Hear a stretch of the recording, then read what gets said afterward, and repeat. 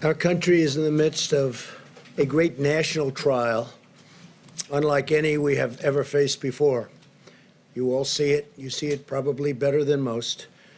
We're at war with a deadly virus. Success in this fight will require the full, absolute measure of our collective strength, love, and devotion. Very important. Each of us has the power, through our own choices and actions, to save American lives and rescue the most vulnerable among us.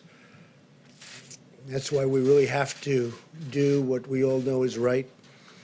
Every citizen is being called upon to make sacrifices. Every business is being asked to fulfill its patriotic duty. Every community is making fundamental changes to how we live, work, and interact each and every day. And I wouldn't be surprised to see this going on long into the future when this virus is gone and defeated. Some of the things we're doing now will be very good practice for the future, including for not getting the flu, which is very devastating also. So some of what we're learning now will live on into the future. I really believe that. Shaking hands or not shaking hands, washing hands all the time, staying a little apart. 15 days ago, we published our nationwide guidelines to slow the spread of the virus. On Sunday, I announced that this campaign will be extended until April 30th. In a few moments, Dr. Birx will explain the data that formed the basis for our decision to extend the guidelines, and Dr. Fauci will explain why it's absolutely critical for the American people to follow the guidelines for the next 30 days. It's a matter of life and death, frankly. It's a matter of life and death. I know our citizens will rise to the occasion, and they already have sacrificed a lot. We had the greatest economy in the history of our country. We had the greatest economy in the world. We had the best unemployment numbers and employment numbers that we've ever had by far. And in one instant, we said, we have no choice but to support. Just as Americans have always done, they will do a job like few have seen before, and they're proud to do it, and I see that. There's a great pride going on right now.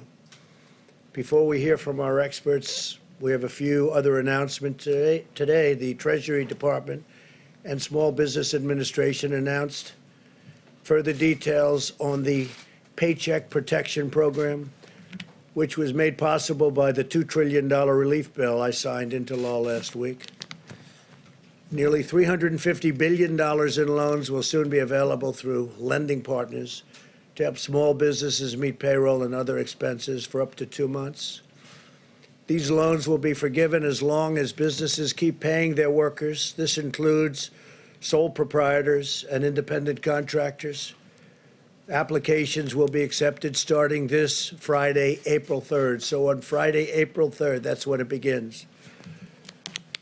Earlier today, I spoke with leading internet and phone providers who are doing a tremendous job of keeping our internet and lines of communication flowing under very strongly increased strain. The business is more than anybody's seen before because everyone's inside. They're all making calls. Among the leaders I spoke to were Hans Vestberg of Verizon Communications, Randall Stevenson of AT&T, Mike Sievert of T-Mobile, Thomas Rutledge of Charter Communications, Brian Roberts of Comcast, John Malone of Liberty Media, Dexter Goy of Altice, Michael Combs of Sprint, and Araya Borkoff of LionTree. Also, Pat Esser of Cox Communications and Jeffrey Story of CenturyLink. They're doing an incredible job.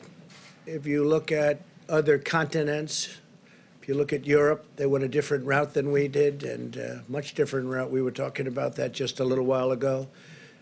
And they're having tremendous problems. Other countries are having problems. Other continents are having problems.